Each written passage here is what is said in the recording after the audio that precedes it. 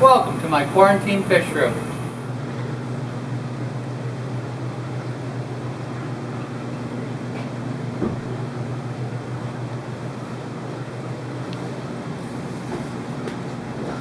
Trying to figure out what I want to take home with me. So we take the frozen pieces in the bag.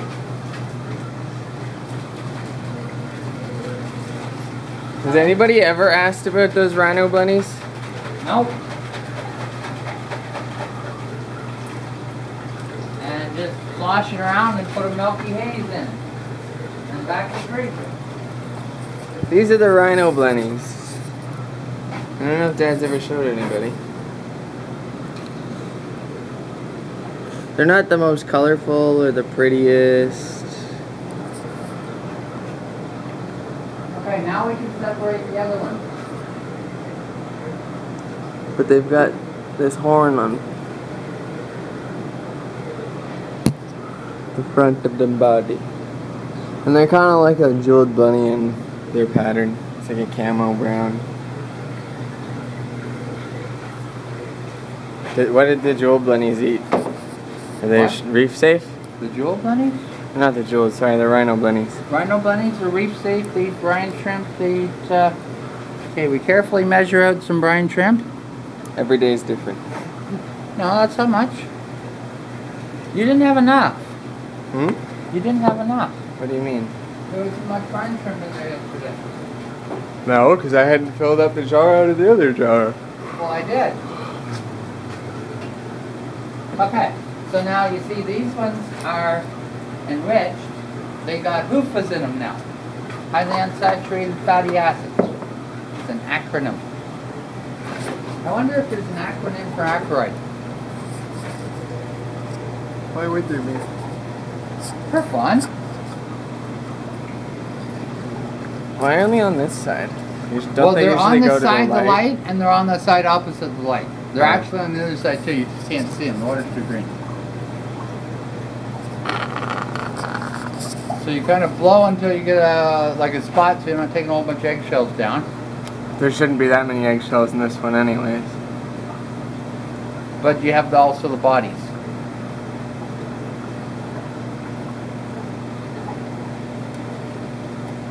And hold it on an angle. For bigger fish, it doesn't matter so much, but for little tiny babies, you don't want to suck in any eggshells because they're undigestible chitin and they will block the intestines of the baby tiny fish. Or pipefish or anything like that. I think the pipefish could probably pass them because they eat shrimp in the wild. Oh, okay. It's just with pipefish, the big thing is, thou shalt not eat anything dead because like seahorses, they have no protection in their belly against any bacteria. So once the water gets down low, stop.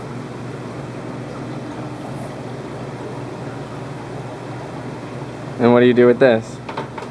Ah, wait, grasshopper, wait! You take this, and you swirl it, set it on the counter. And it's garbage? No, there's still brine shrimp in there. And very little trash. So, mostly what I do is I put in the science tank.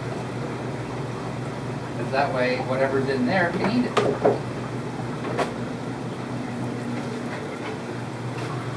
Because there's green water in there, so the brine shrimp will eat the green water. And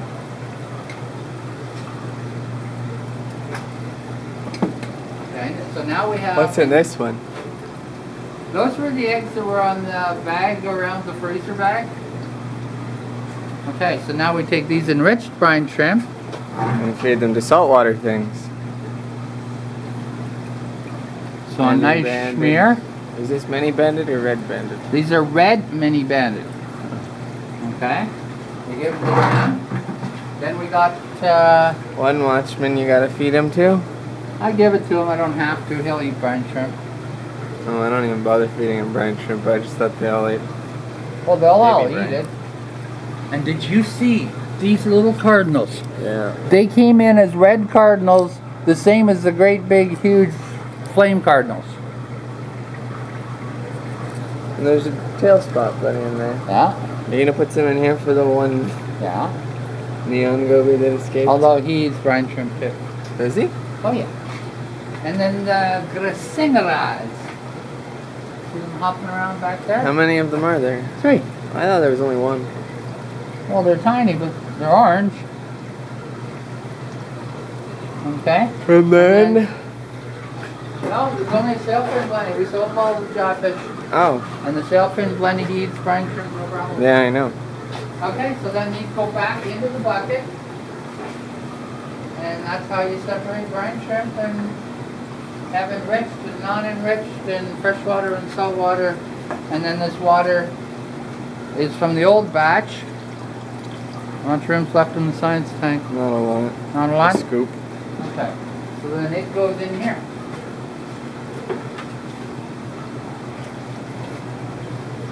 Because there's all sorts of mysids, amphipods, copepods, and they'll all eat that.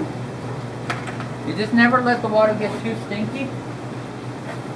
Because if you let it get too stinky, then you don't want to put it in there. So I rotate the water out usually once a week. Well, you said every day. No, every day you strain it off, you separate it, and you throw the crap out. Once a week you dump the water out. How come you don't listen, son?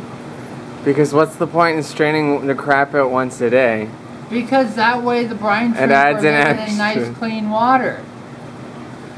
But you just told me you don't change the water. Yeah, but you take the crap out, it doesn't decay. That's the same argument I used to use on your grandma. Grandma, why do we need to wash the dishes every month? Can't they just sit for a while?